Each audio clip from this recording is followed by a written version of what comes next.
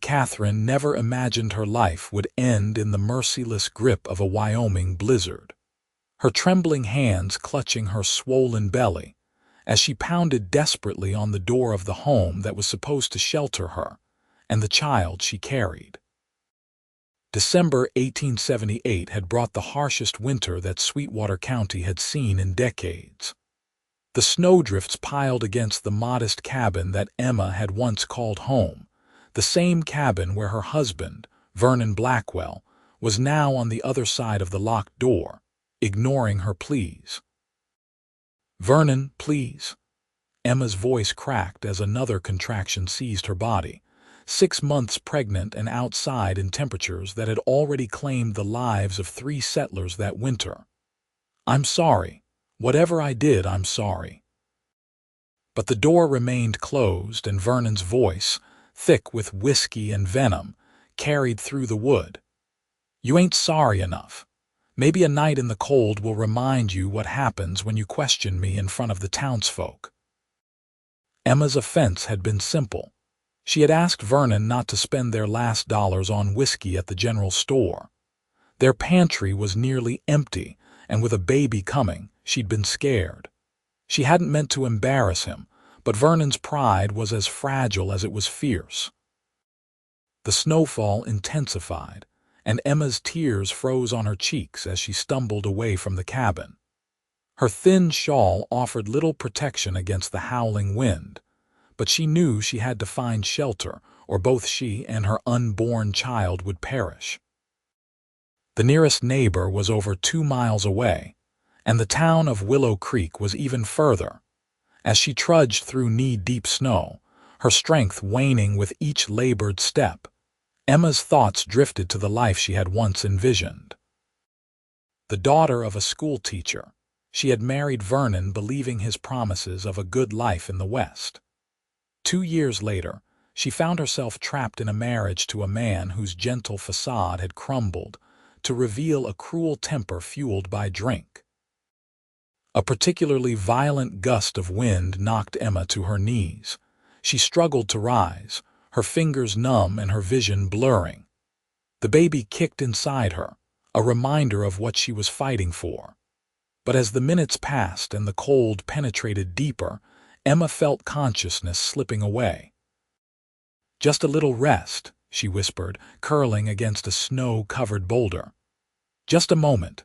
Miles away, Ethan Keller urged his horse through the worsening storm. The 30-year-old cattle rancher had spent the day tracking down strays, and now he was racing the blizzard home to his modest ranch outside of Willow Creek. His face was nearly hidden beneath his hat, and the wool scarf wrapped around his neck and lower face, but his eyes remained sharp, scanning the white landscape for landmarks. It was this vigilance that saved Emma's life. As Ethan guided his horse around a bend in the trail, something caught his eye, a splash of color against the endless white. He pulled his mount to a halt, squinting through the swirling snow. What in God's name? He dismounted quickly, his boots sinking into the deep snow as he made his way toward what he now recognized as a human form. Emma lay half buried in the rapidly accumulating snow, her lips blue and her eyes closed. Ethan's heart hammered in his chest as he brushed snow from her face and pressed his fingers to her neck, searching for a pulse. It was there, faint but present. "Madam, madam, can you hear me?" He gently patted her cheek, then cursed under his breath when she didn't respond. It was then that he noticed the swell of her belly beneath her thin dress and worn shawl. Sweet Jesus! With no time to waste, Ethan scooped Emma's limp body into his arms, struggling to mount his horse while holding her. Once in the saddle, he arranged her across his lap, wrapping his heavy coat around her as best he could. "Hang on, madam," he murmured, turning his horse toward his ranch. "Just hang on." The journey to Ethan's ranch seemed endless, the cold biting through even his layers of clothing. He kept one arm firmly around Emma, feeling for each shallow breath, praying she and her unborn child would survive until he could get them warm. By the time the lights of his ranch house appeared through the curtain of snow, Emma had grown even colder in his arms. Ethan's ranch hand, an older man named Josiah, came running when he heard the approach of a horse. "Mr. Keller, we was worried you'd—" Josiah stopped short when he saw the bundle in Ethan's arms. "Who's that?" "Found her half frozen in the snow," Ethan said, carefully dismounting and keeping Emma cradled against his chest. "She's with child. Get the fire stoked as hot as you can and put water on to boil." Josiah hurried ahead to prepare while Ethan carried Emma inside. The warmth of the house hit him like a physical force after the bitter cold outside. He laid Emma gently on the sofa nearest the fireplace, where flames were already roaring thanks to Josiah's quick work. "She's pregnant," Ethan explained as he began removing Emma's snow-soaked shawl and outer clothes. "I need to get her warm, but I don't know how long she was out there." Josiah's wife, Martha, who helped keep house for Ethan, appeared from the kitchen, gasping when she saw the unconscious woman. "Lord have mercy," she whispered, hurrying forward. "Let me help you, Mr. Keller. You go get yourself warm and dry." But Ethan shook his head. "I'll stay. She might wake frightened." Together they worked to warm Emma, removing her wet clothing and replacing it with dry blankets. Martha heated bricks in the fire, wrapping them in cloth and placing them around Emma's body. Ethan gently rubbed her hands and feet, trying to restore circulation without causing damage. It was nearly an hour before Emma's eyelids fluttered. Her first conscious sensation was warmth-blessed, wonderful warmth seeping into her frozen limbs. Then came pain as blood flowed back into her extremities. She moaned softly, her hands instinctively moving to her belly. "Easy now," a deep male voice said from somewhere above her. "You're safe." Emma's eyes opened fully, blinking in confusion at the unfamiliar ceiling above her. She tried to sit up, panic flaring in her chest, but gentle hands pressed her shoulders back down. "The baby," she rasped, her voice barely audible. "My baby."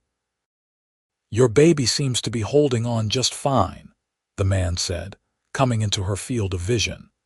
He had kind brown eyes and a weathered face, with dark hair that curled slightly where it peeked out from beneath his hat, which he'd apparently forgotten to remove. "But you both had a close call out there." Emma struggled to make sense of her surroundings. The last thing she remembered was collapsing in the snow, certain she was about to die. Now she was in a warm house with strangers looking down at her with concern. "Where am I? Who are you?" she asked, her voice stronger now. The man removed his hat, revealing more of that dark hair. "Name's Ethan Keller. This is my ranch about 4 miles outside of Willow Creek. Found you half buried in snow out by Cottonwood Pass." His brow furrowed. "What were you doing out in a blizzard in your condition, madam?" The events of the evening came rushing back, and Emma's eyes filled with tears. She turned her face away, embarrassment burning through her despite the lingering chill in her bones. "My husband," she whispered. We had a disagreement." Martha, who had been hovering nearby, exchanged a look with Ethan that spoke volumes. It wasn't the first time they'd encountered a woman bearing the consequences of a man's temper. "What's your name, dear?" Martha asked, her tone gentle as she placed another warm compress on Emma's forehead. "Emma Katherine. Emma Blackwell." She hesitated, then added, "I lived in a cabin near the old mill road." Ethan's expression darkened. He knew of Vernon Blackwell, a man who spent more time at the saloon than tending his land, who bragged about his pregnant wife while drinking away what little money they had. "Well, Mrs. Blackwell," Ethan said, carefully keeping his voice even, "you're welcome to stay here until the storm passes and you're well enough to travel. Martha here will look after you tonight, and we'll figure out what's next in the morning." Emma's eyes met his, gratitude shining through her exhaustion. "Thank you, Mr. Keller. I don't know how I'll ever repay your kindness." Ethan shook his head. "No need for that. Any decent person would have done the same." He stood, suddenly aware of how long he'd been kneeling beside the sofa. "You rest now. Dr. Wilson can't get here in this weather, but we'll send for him as soon as the trail's clear." As Ethan retreated to change out of his own damp clothes, he found himself troubled by the situation. What kind of man locked his pregnant wife out in a deadly blizzard? The thought of Emma trudging through the snow, growing weaker with each step, made his blood boil. But anger wouldn't help her now. What she needed was safety and rest. Through the night, Martha stayed with Emma, watching for any signs of fever or distress. Ethan checked in periodically, his concern evident in the way he hovered in the doorway, asking if they needed anything. By morning, the storm had subsided, leaving behind a pristine white landscape and skies of perfect blue. Emma awoke feeling sore but remarkably better. She managed to sit up with Martha's help and even accepted a small bowl of broth. "The baby's been kicking," Emma told Martha with a relieved smile. "I was so afraid." Martha patted her hand. "That little one's a fighter just like its mama." When Ethan entered the room a short while later, Emma was struck by the full sight of him in daylight. He was tall and broad-shouldered, his face tanned from long days outdoors. There was a quiet strength about him that immediately put her at ease. "Mrs. Blackwell," he greeted her, seeming pleased to see her sitting up. "You're looking better this morning." "Thanks to you and Mrs. Patterson," Emma said, using Martha's surname which she had learned during the night. "I can't thank you enough for what you did." Ethan shifted uncomfortably under her gratitude. "Josiah's gone to fetch Dr. Wilson. Should be back in a few hours, weather permitting. And I sent word to town about your whereabouts in case anyone's looking for you." The unspoken question hung in the air. Would Vernon be looking for her? "Did he even realize she hadn't returned, Mr. Keller?" Emma began hesitantly. "About my husband." Ethan's expression remained carefully neutral. "That's your business, Mrs. Blackwell. But if you're asking if I plan to take you back to him, the answer is no, not unless that's what you want." Relief washed over Emma, followed immediately by fear. Where would she go? How would she support herself and a child? As if reading her thoughts, Ethan continued, "You're welcome to stay here until you figure things out. We've got plenty of room and Martha's been wanting company besides me and Josiah." Emma's eyes filled with tears. "Why would you do that for a stranger?" Ethan's gaze was steady. "Because it's the right thing to do, Doctor." Wilson arrived that afternoon, a kindly older man with spectacles and a gentle manner. After examining Emma thoroughly, he pronounced both her and the baby to be remarkably well, considering their ordeal. "You're a lucky woman, Mrs. Blackwell," the doctor said. "Another hour in that cold and we'd be having a very different conversation. As it is, I recommend complete rest for at least a week. That baby of yours needs time to recover, same as you." After the doctor left, Emma sat quietly by the window, watching the sun glint off the snow. She was alive, her baby was alive, but her future remained as uncertain as ever. Vernon would be furious when he learned where she was if he even cared enough to look for her. The thought of returning to him filled her with dread, but what choice did she have? As the days passed, Emma gradually regained her strength. She insisted on helping Martha with light chores around the house, desperate not to be a burden. Ethan often found excuses to be nearby, bringing in extra firewood or mending tack at the kitchen table instead of in the barn. There was something about Emma that drew him, not just her beauty, though she was certainly beautiful with her honey blonde hair and clear blue eyes. It was her quiet dignity, the way she never complained despite all she had endured. One evening, about a week after Emma's arrival, The sound of approaching horses broke the peaceful quiet of the ranch.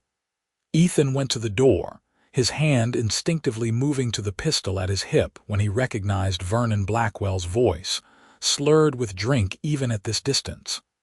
"Keller." "Get out here, you thieving bastard," Vernon shouted, dismounting unsteadily. Behind him, two men from town drinking companions, by the look of them, remained on their horses, looking uncomfortable. Ethan stepped onto the porch, positioning himself to block the doorway. "Lower your voice, Blackwell." "What's your business here?"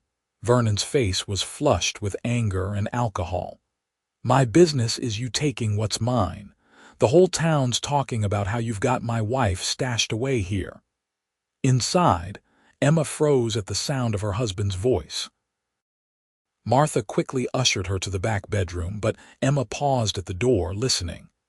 "Your wife nearly died in that blizzard last week," Ethan said, his voice dangerously calm. "The one you locked her out in." Vernon spat on the ground. "What happens between a man and his wife is his own affair. Now send her out, or I'm coming in to get her."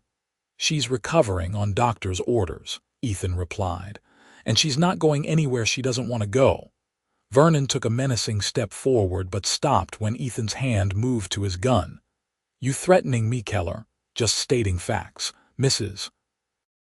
Blackwell is welcome to leave whenever she chooses, but not until the doctor says she and her child are well enough." Ethan's gaze flickered to the two men still mounted. Wilson was clear that moving her too soon could harm the baby. "You want that on your conscience, Peterson, McAllister." The two men exchanged uncomfortable glances, clearly not having known the full story. One of them, Peterson, cleared his throat. "Vernon, maybe we should come back when you're more clear-headed. The woman's expecting, after all." Vernon's face contorted with rage, but he was smart enough to recognize when he was outnumbered. "This ain't over, Keller," he snarled, stumbling back to his horse. "That's my wife and my child, and I'll be back for what's mine." After they rode away, Ethan found Emma standing in the hallway, her face pale but composed. "I should go with him," she said quietly, "before he causes more trouble for you." Ethan shook his head firmly. "That man left you to die, Emma. You don't owe him anything." It was the first time he had used her given name, and something in the way he said it made her heart skip. Still, she persisted. "He's my husband, the father of my child." The law also says a man can't endanger his wife's life," Ethan interrupted. "Vernon Blackwell might have legal claim to you, but he forfeited any moral claim when he put you and your baby at risk."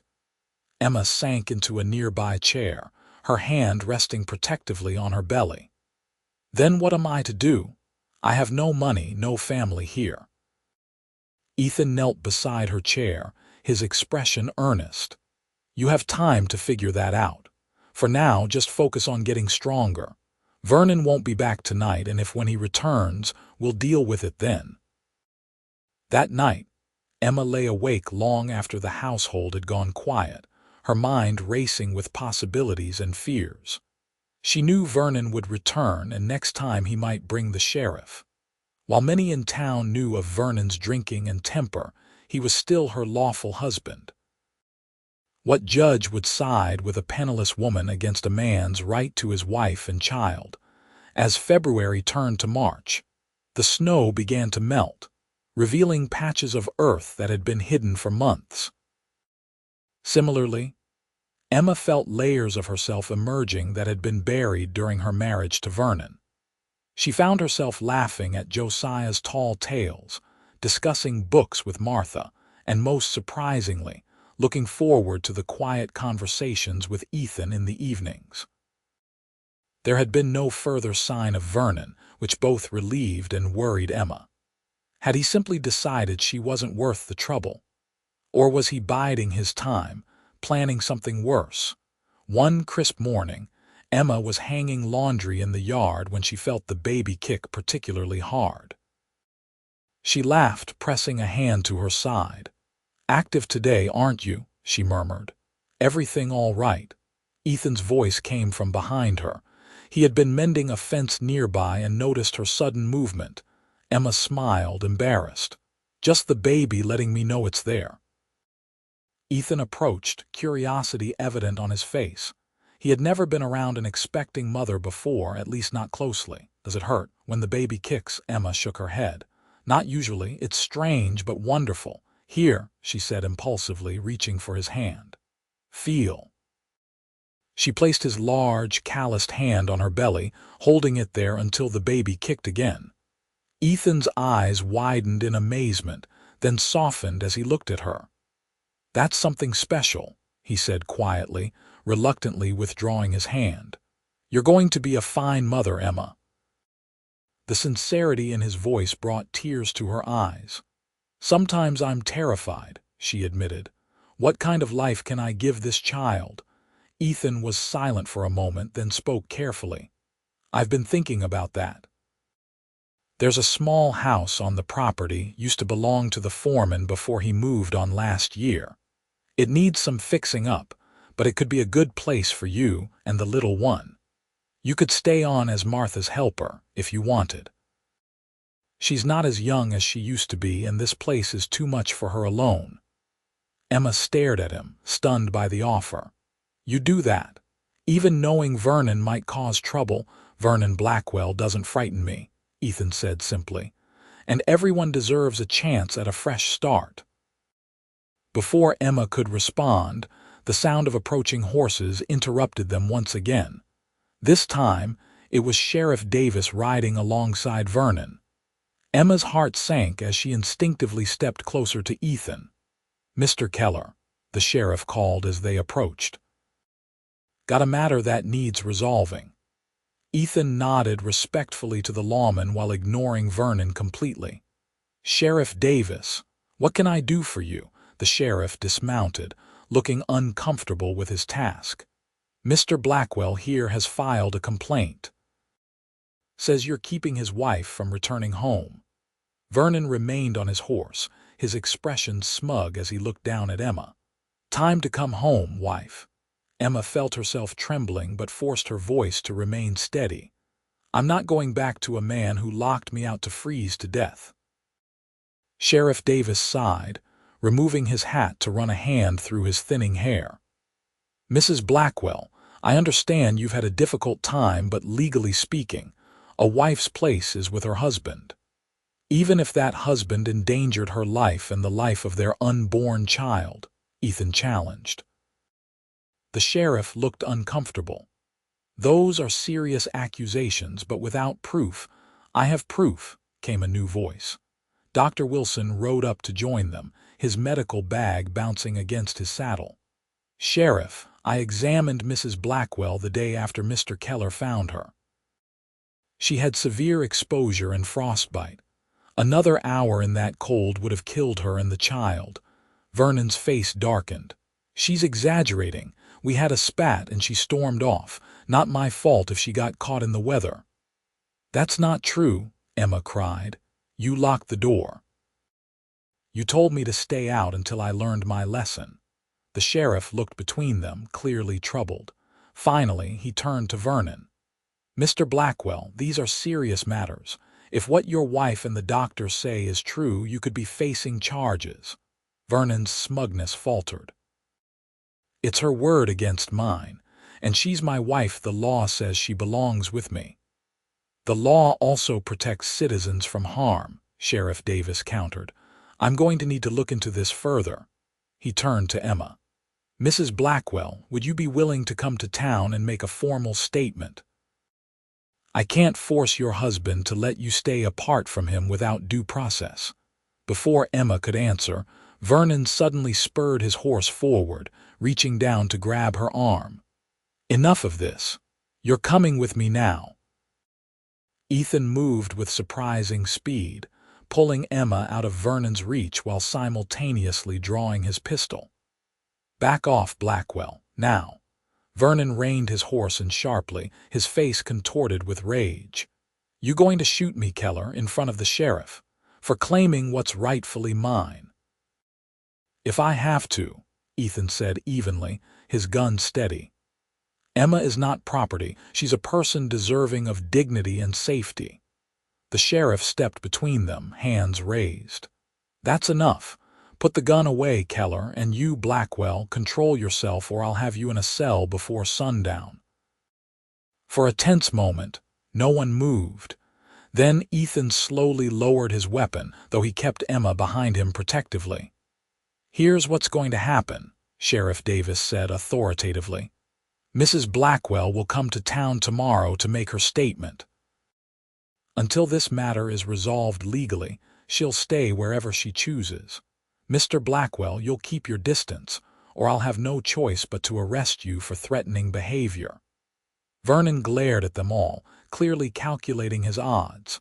Finally, he spat on the ground near Ethan's boots. Fine. Let the law handle it, but remember, Emma, you're still my wife, and that's my child you're carrying.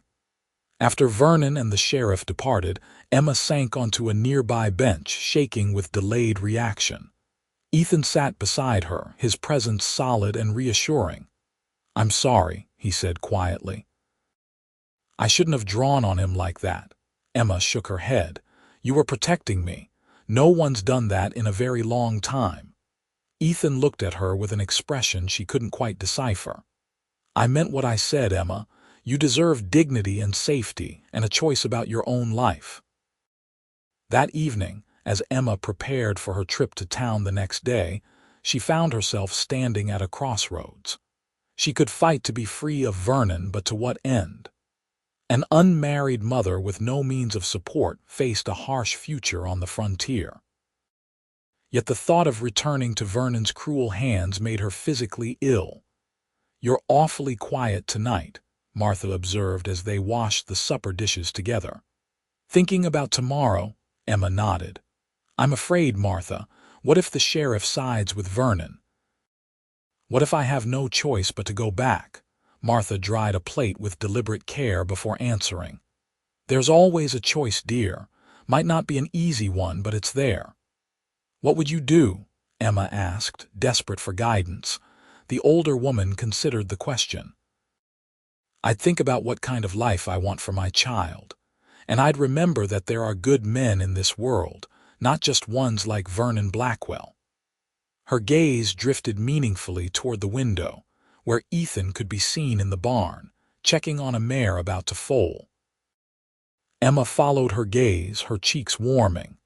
Mr. Keller has been very kind, she said carefully. Martha's knowing smile suggested she heard what Emma wasn't saying. That he has, and not just out of Christian charity if you ask me.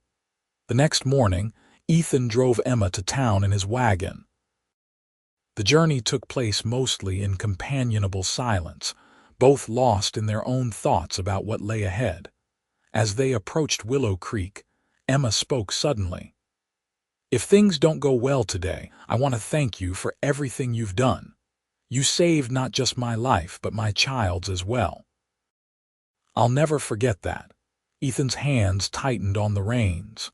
Don't talk like you're saying goodbye, Emma. This isn't over yet. At the sheriff's office, Emma gave her statement in clear, unflinching detail. She described the events of that night, Vernon's drunken rage when she'd questioned him spending their last dollars on whiskey, how he'd forced her outside and locked the door, telling her she could come back when she'd learned her place. Sheriff Davis listened grimly, taking notes. When she finished, he sat back with a troubled expression. Mrs. Blackwell, what you're describing is serious. But I want to be honest with you, the law typically sides with husbands in these matters. Without witnesses, it'll be difficult to prove your claims against his. Emma's heart sank, but she nodded. She had expected as much. However, the sheriff continued, I've known Vernon Blackwell a long time, seen his temper, and I've had 3 other townsfolk approach me since yesterday, telling similar stories about his behavior. He leaned forward. I can't dissolve your marriage. That would require a divorce hearing before a judge. But I can issue an order of protection, preventing him from forcing you to return against your will. Hope fluttered in Emma's chest. You would do that? It's within my authority when there's a credible threat, the sheriff confirmed. It's temporary good for 60 days. After that, you'd need to appear before a territorial judge if you want to make more permanent arrangements. It wasn't perfect, but it was more than Emma had dared hope for. Thank you, Sheriff, I'm grateful. As they left the sheriff's office, Ethan, who had been waiting outside, stood quickly. How did it go? Emma explained the sheriff's decision, relief evident in her voice. Ethan's shoulders relaxed visibly. That's good news. It gives you time to consider your options. Their conversation was interrupted by a commotion down the street. Vernon staggered out of the saloon, clearly drunk despite the early hour. When he spotted Emma and Ethan, he lurched toward them, his face twisted with rage. "There you are, you ungrateful whore," he shouted, drawing the attention of everyone on the street. "Think you can shame me in front of the whole town?" Ethan stepped in front of Emma protectively. "You've had enough to drink, Blackwell. Go sleep it off." Vernon ignored him, focusing his bloodshot eyes on Emma. "You think you're so smart getting the sheriff on your side, but you're still my wife. That protection order just says I can't force you home, doesn't say I can't make your life hell until you come willingly." "That's enough," Ethan said firmly. "The lady doesn't want to speak with you." Vernon's laugh was ugly. "The lady? Is that what you call her? Wonder if you'd be so quick to defend her if you knew what kind of woman she really is." Emma stiffened, knowing what was coming. Vernon had always threatened to reveal her past if she ever tried to leave him. "Did she tell you she was engaged before me? To a fine Boston gentleman," Vernon sneered. "Until he found out she'd been ruined by another man. Damaged goods, that's what you're protecting, Keller." Shame burned through Emma as nearby townsfolk whispered and stared. It was true that she had been engaged before to a man who had abandoned her when he discovered she wasn't a virgin. What Vernon omitted was that the other man had forced himself on her when she was barely 18, working as a housemaid in his family's home. To Emma's surprise, Ethan seemed completely unmoved by Vernon's revelation. "The only person showing their true character right now is you, Blackwell," he said evenly. "A man who would publicly humiliate his pregnant wife has no right to judge anyone." Vernon's face darkened further.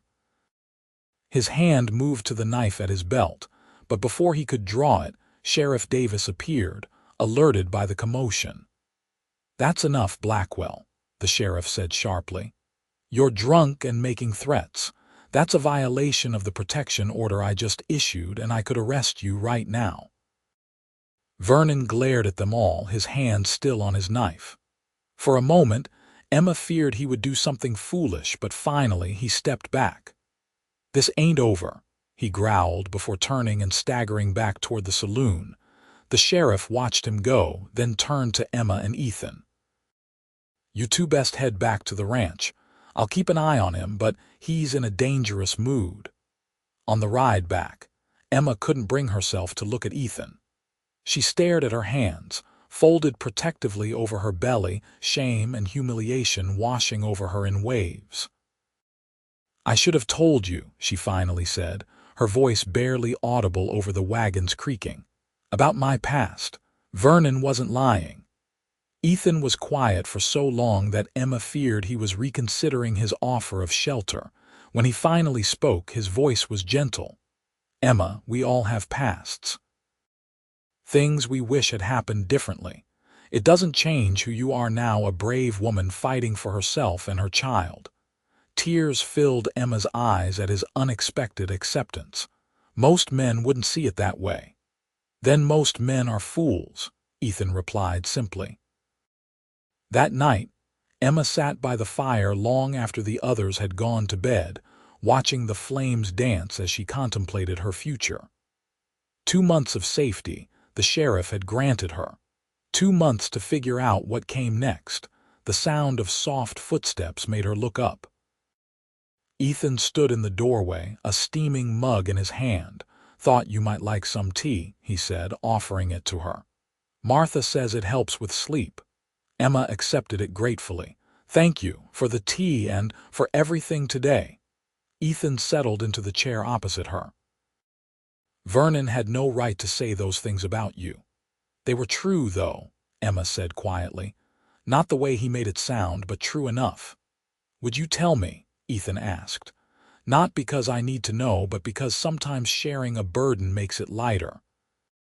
And so Emma told him about working as a housemaid for a wealthy Boston family at 18, about the son of the house who had cornered her one night when the family was away, about how no one had believed her accusations afterward. She told him about meeting her fiancé the following year, falling in love, and then the devastation when he'd abandoned her after learning she wasn't pure. "Vernon knew all this when he married me," Emma finished. "He said it didn't matter to him. It wasn't until after we were married that he started using it against me, threatening to tell everyone whenever I displeased him." Ethan's expression had darkened as she spoke, his hands clenched into fists on his knees. "What happened to you wasn't your fault, Emma. And using it to control you makes Vernon even more contemptible than I already thought him." His fierce defense warmed something inside Emma that had been cold for a very long time. Not many would see it that way. "Then not many have any sense," Ethan replied firmly. He hesitated, then added, "My offer still stands, you know, the foreman's house, a place here for as long as you want it. No strings, no expectations." Emma looked at him curiously.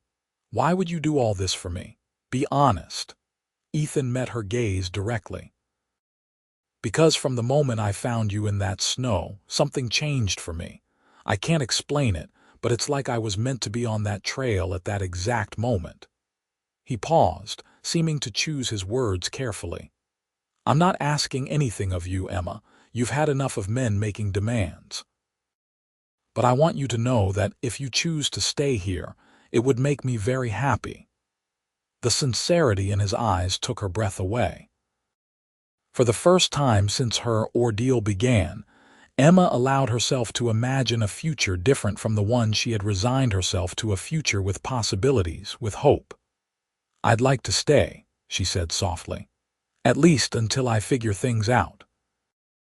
The smile that broke across Ethan's face was like sunrise after a long night.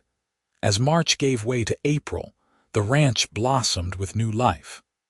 Calves were born, wildflowers appeared in meadows that had been blanketed in snow only weeks before, and Emma's belly grew ever larger. The foreman's house, a simple two-room cabin a short walk from the main house, was transformed under Ethan and Josiah's skilled hands. They repaired the roof, replaced broken windows, and built new furniture, including a cradle that Ethan carved himself, working on it each evening by the fire. Emma found herself settling into ranch life with surprising ease. She helped Martha with cooking and cleaning, learned to garden from Josiah, and even began keeping the ranch's books when Ethan discovered she had a talent for figures. There had been no sign of Vernon since their confrontation in town, but Emma knew better than to hope he had simply given up. Vernon Blackwell was not a man who accepted defeat easily, especially when his pride was wounded. Her fears proved justified one warm afternoon in late April. Emma was alone in the foreman's house, arranging baby clothes that Martha had sewn, when a shadow fell across the open door. "So this is where you've been nesting," Vernon said, his voice deceptively calm as he stepped inside uninvited. Emma's blood ran cold, but she forced herself to stand tall, one hand resting protectively on her 8-month belly. "How did you get past the ranch hands?" Vernon smiled unpleasantly. "They're all busy with the new calves on the north pasture. Convenient timing." He looked around the small house, taking in the fresh curtains, the vase of wildflowers on the table, the nearly finished cradle in the corner. His expression darkened. "Playing house with Keller, are you? letting him provide for you and my child. Ethan has been kind, Emma said carefully. Which is more than I can say for you. Vernon moved closer, his eyes cold. I've been patient, Emma, given you time to come to your senses, but my patience is running out. Emma backed away, keeping the table between them. The sheriff's protection order says you can't force me to go with you. The sheriff isn't here, Vernon replied. And I'm tired of being made a fool of. You're my wife carrying my child. I'm taking you home today. Emma's mind raced. Ethan and the others were indeed far from the house, and she doubted her screams would carry that distance. Her only hope was to reason with Vernon. Vernon, please, the baby will come in a few weeks. Let me stay here until then, where Dr. Wilson can attend the birth easily. After that, we can discuss. There's nothing to discuss, Vernon cut her off. You're coming now. He reached across the table, grabbing her wrist in a painful grip. Don't make this harder than it needs to be. Emma struggled against his hold, her heart pounding with fear not just for herself, but for her unborn child. As Vernon pulled her roughly toward the door, a sharp pain lanced through her abdomen, causing her to cry out and double over. Vernon paused, confusion momentarily replacing anger. What's wrong with you? Emma clutched her belly as another pain seized her. The baby, she gasped. Something's wrong. I need the doctor. For a fleeting moment, concern flickered across Vernon's face. Despite everything, this was his child too, but his expression quickly hardened again. You're faking, trying to delay. I'm not, Emma cried as a gush of fluid soaked her skirts. My water just broke. The baby's coming, Vernon. Please, I need help. The reality of the situation finally seemed to penetrate Vernon's anger. His grip on her wrist loosened as uncertainty crossed his face. It's too early, he muttered. Early or not, it's happening, Emma said through gritted teeth as another contraction gripped her. Get Martha from the main house, or Ethan. Anyone. Vernon backed toward the door, looking torn. Then he shook his head. No, this changes nothing. You can have the baby at our cabin. I'll get the wagon. He strode out, leaving Emma leaning against the table, breathing heavily as the contractions intensified. She knew she couldn't let Vernon take her, not now, when she and the baby were so vulnerable. As soon as he was out of sight, she pushed herself upright and staggered toward the door, intending to make her way to the main house. She had barely reached the porch when another powerful contraction brought her to her knees. Emma cried out in pain, clinging to the porch railing. Emma. Ethan's voice called from the distance. He was riding hard toward the house, having returned early from the pasture. He took in the scene in an instant. Emma doubled over in pain, Vernon striding toward the barn where the wagons were kept. Ethan dismounted before his horse had fully stopped, rushing to Emma's side. What's happening? The baby, Emma managed between ragged breaths. Coming now. Ethan's face paled, but he acted quickly, lifting Emma in his arms and carrying her back inside. He laid her gently on the bed just as Vernon burst through the door. Get away from my wife, Vernon snarled, advancing on Ethan with clenched fists. Ethan stood his ground. She's in labor, you fool. We don't have time for this. Ride for the doctor while I get Martha. I'm not leaving her with you, Vernon insisted. Another cry from Emma cut through their confrontation. The men turned to see her clutching the bed frame, her face contorted in pain. Please, she begged. Help me. The urgency in her voice finally broke through their standoff. Vernon hesitated, then nodded curtly. I'll get the doctor, but don't think this changes anything, Keller. She's still my wife. As Vernon rode for town, Ethan sprinted to the main house for Martha. The older woman took charge immediately, sending Ethan for hot water and clean linens while she helped Emma into a birthing position. Too early, Emma kept saying between contractions. It's too early. Baby's coming regardless, Martha said pragmatically. And plenty of early babies grow up just fine. You focus on breathing now." Dr. Wilson arrived an hour later, Vernon close behind. The doctor immediately ushered the men out, allowing only Martha to stay and assist. Ethan and Vernon waited on opposite sides of the small front room, the tension between them thick enough to cut with a knife. Vernon paced restlessly, while Ethan sat still as stone, both men flinching at every cry that came from behind the closed bedroom door. "This is your fault," Vernon finally broke the silence. "If you hadn't interfered, she would have been at home where she belongs." Ethan looked at him steadily. "If I hadn't found her that night, she and that baby would be dead, because of you." Vernon's face flushed with anger. "You don't know anything about my marriage." "I know enough," Ethan replied simply. "I know a man who truly loved his wife wouldn't have put her in danger, especially carrying his child." Before Vernon could respond, a new sound filled the small house, the thin, reedy cry of a newborn baby. Both men froze, their argument forgotten as they stared at the bedroom door. Dr. Wilson emerged a few minutes later, wiping his hands on a towel. His expression was tired but pleased. "Congratulations, Mr. Blackwell. You have a son. Small but strong lungs on him, as you can hear." He glanced at Ethan, then back to Vernon. "Your wife is exhausted but doing well considering. She'll need careful attention these next few weeks. The boy, too, being early, he'll require special care." Vernon's expression shifted, a mixture of pride and uncertainty crossing his face. "A son," he murmured. "May I see them?" Ethan asked quietly. The doctor hesitated, looking to Vernon, who scowled. "She's my wife," Vernon said. "I'll see her first." Dr. Wilson nodded, briefly. "She needs rest more than company right now."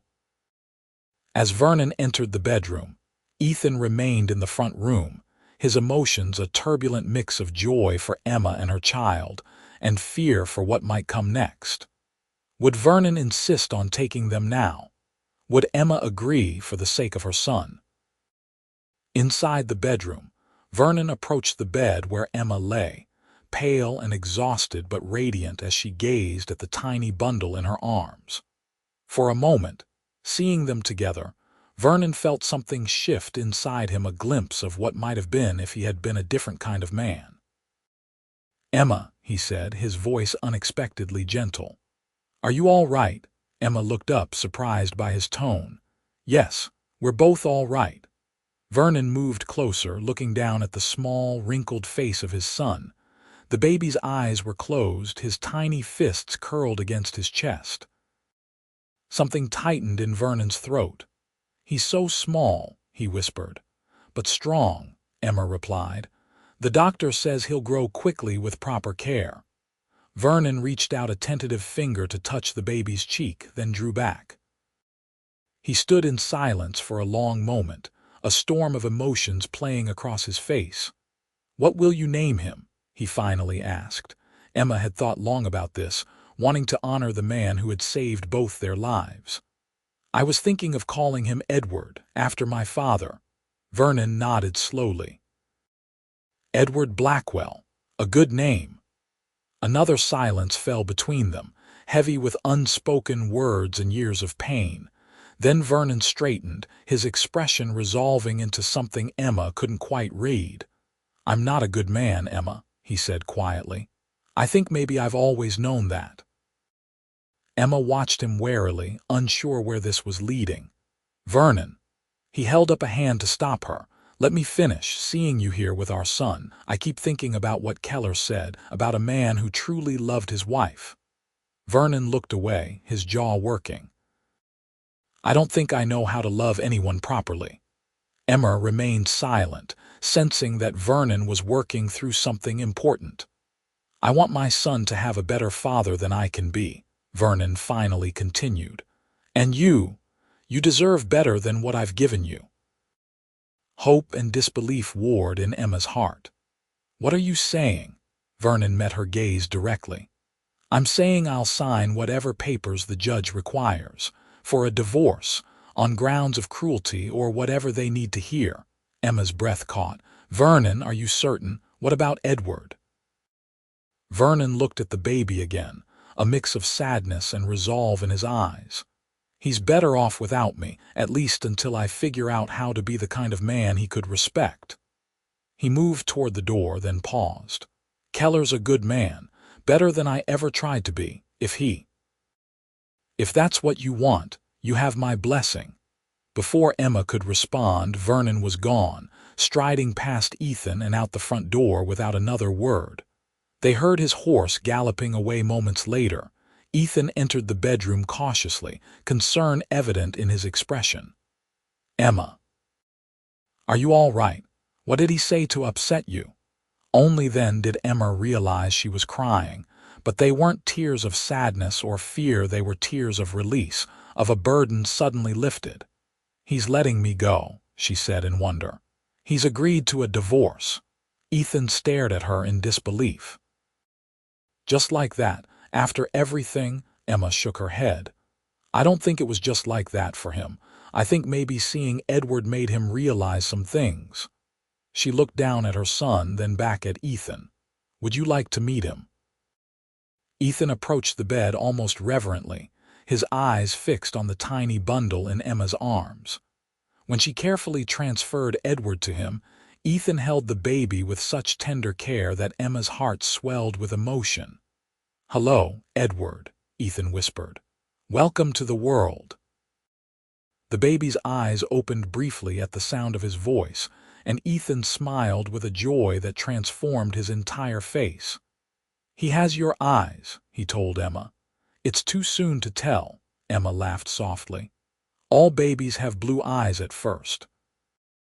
Well, I hope they stay blue, Ethan said, returning the baby to her arms. They're beautiful eyes to have.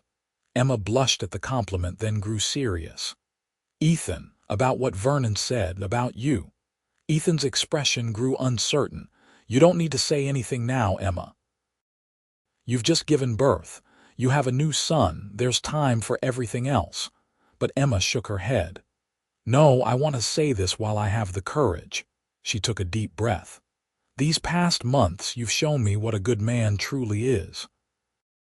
Not through grand gestures, but through daily kindnesses and unwavering respect. Her voice softened. I never expected to feel this way again, especially not so soon, but I can't deny what's in my heart.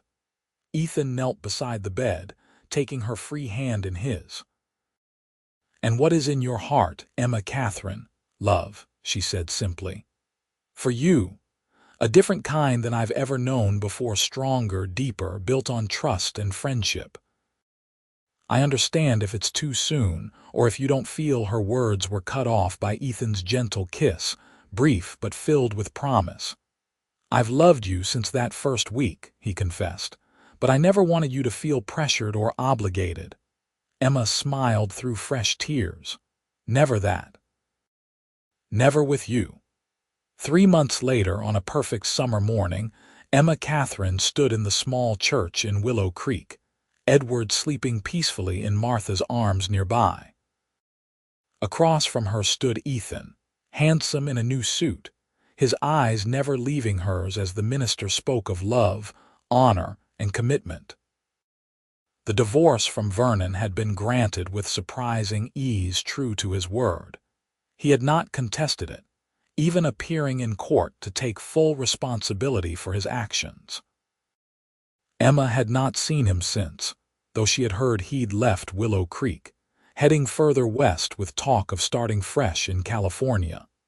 As Emma and Ethan exchanged vows, she felt none of the doubts or fears that had shadowed her first marriage. This union was built on a foundation of mutual respect, friendship, and a love that had been tested and proven before it was ever spoken aloud. I now pronounce you husband and wife, the minister declared. You may kiss your bride. Ethan drew her close, his kiss tender yet filled with a promise of the passion they would share in private. When they turned to face their friends and neighbors as Mr. and Mrs. Ethan Keller, Emma's heart was so full it felt it might burst. Later, at the celebration at their ranch, Ethan found Emma sitting quietly on the porch, watching Edward sleep in his cradle nearby. He sat beside her, slipping an arm around her waist and pressing a kiss to her temple. "Happy, Mrs. Keller," he murmured against her hair. Emma leaned into his embrace, savoring the solid warmth of him. "Happier than I ever dreamed possible," she replied honestly. "Sometimes I still can't believe how much my life has changed in less than a year." Ethan's expression grew serious. "When I found you that night, half buried in snow, I thought I was saving your life. I didn't realize you would save mine too." Emma looked at him curiously. "How did I save you?" "I was existing, not living," Ethan explained. "Running this ranch, doing my duty, but empty inside. You and Edward brought purpose back to my life.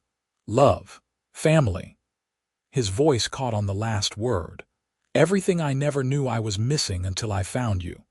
Emma's eyes filled with tears as she rested her head on his shoulder, watching their son sleep peacefully. From such desperate beginnings, a frozen night that should have been her end, had come this abundance of joy, this second chance at happiness she had never dared hope for. "Thank you for finding me," she whispered. Ethan's arms tightened around her. "I'll always find you, Emma. Always." As twilight deepened into night and their wedding guests gradually departed, Emma and Ethan remained on the porch, wrapped in each other's arms, watching the stars emerge in the vast Wyoming sky. Their journey had only just begun, but Emma knew with absolute certainty that whatever challenges lay ahead, they would face them together. This man who had warmed her back to life in more ways than one, their son, and any other children they might be blessed with in the years to come. The winter that had nearly claimed her life had given way to the warmest spring. Emma had ever known a springtime of the heart that would sustain them through all seasons, for all the days of their lives. 5 years later, Emma stood on the front porch of their expanded ranch house, watching as Ethan taught 5-year-old Edward to ride his new pony in the corral nearby.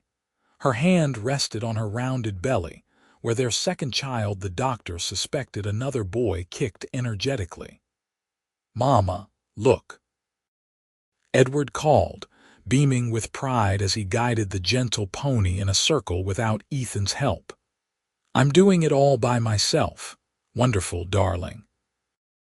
Emma called back, her heart swelling with love for this confident, bright-eyed boy who bore little physical resemblance to Vernon, but had inherited his mother's determined spirit and his adoptive father's kind heart.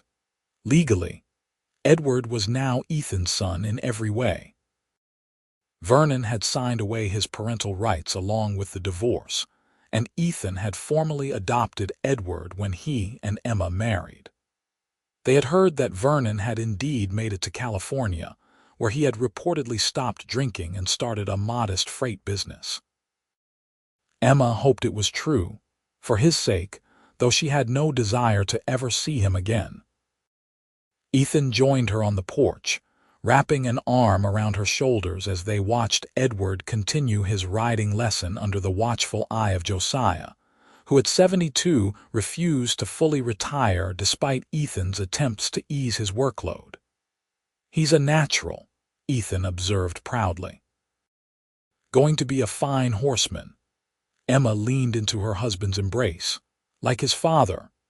Ethan kissed the top of her head, his hand coming to rest over hers on her belly.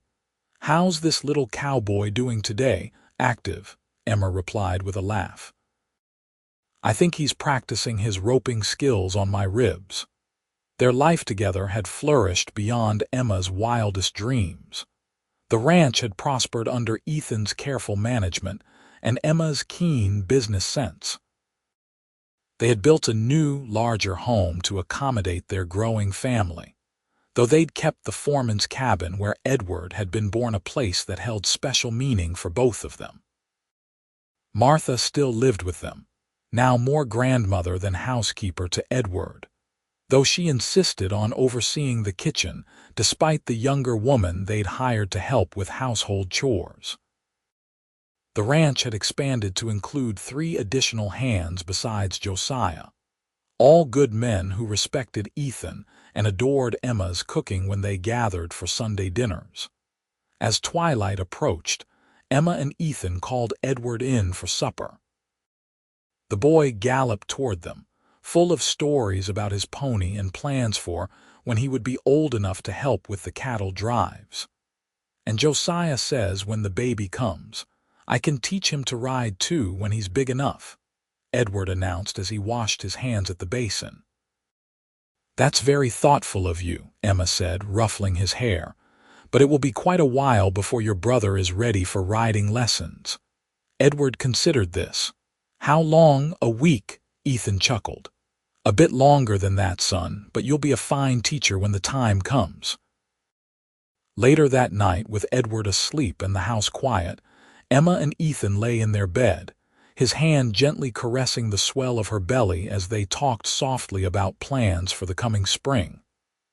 I was thinking, Ethan said, that we might build another addition onto the east side of the house. With this new little one coming, and perhaps more after, we'll need the space eventually. Emma smiled in the darkness. More after. You're ambitious, Mr. Keller. She felt rather than saw his answering smile as he drew her closer. Just happy, Mrs. Keller, and greedy for more of this happiness. Emma turned in his arms to face him, reaching up to trace the beloved lines of his face. Even after 5 years, she sometimes marveled at the journey that had brought them together, a journey that had begun in the deadliest cold and led to the warmest love she had ever known.